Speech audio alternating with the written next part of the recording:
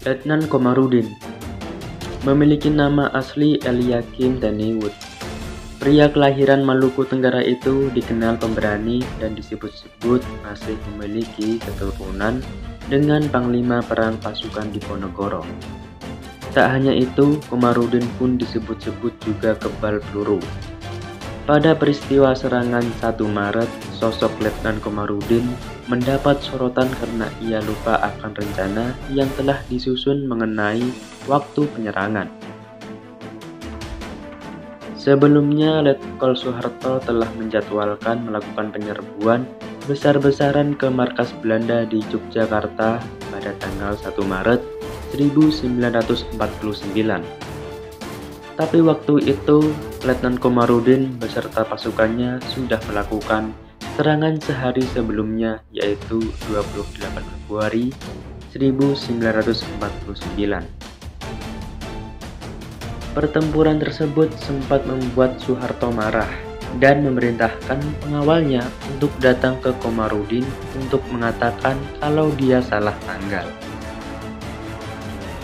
Kesalahan Letnan Komarudin dalam melancarkan serangan tidak sesuai jadwal justru menjadi sebuah keuntungan bagi Indonesia.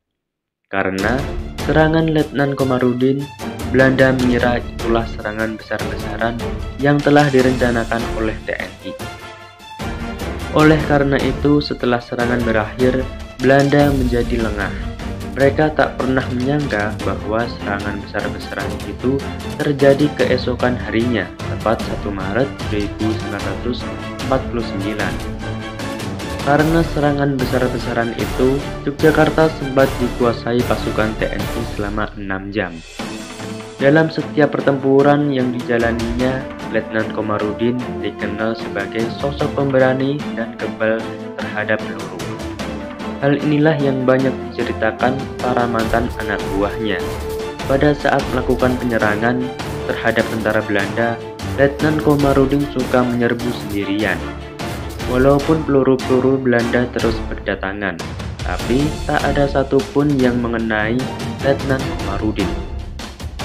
Letnan Komarudin secara resmi mundur dari dunia ketentaraan dan memilih dunia jalanan sebagai jalan hidupnya. Ia kemudian mulai dikenal sebagai seorang preman di kota gede Jakarta. Penampilannya waktu itu cukup nyentrik karena saat nongkrong dia gemar memakai topi koboi. Namun, pada tahun 1969, secara misterius dia menghilang dari kota gede. Sutojo, teman seperjuangannya waktu melawan Belanda, berinisiatif mencarinya ke Jakarta dan menemukan Komarudin tinggal di sebuah gubuk kecil di wilayah Cempaka Putih. Saat itu, Komarudin menghidupi kesehariannya dengan bekerja sebagai seorang preman yang ditakuti di wilayah Pasar Senen, Jakarta.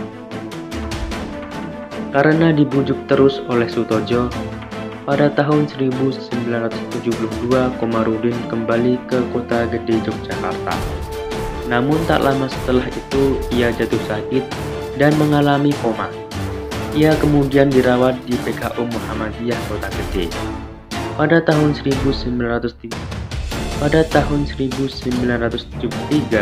Komarudin menghembuskan napas terakhirnya. Jasadnya dikebumikan secara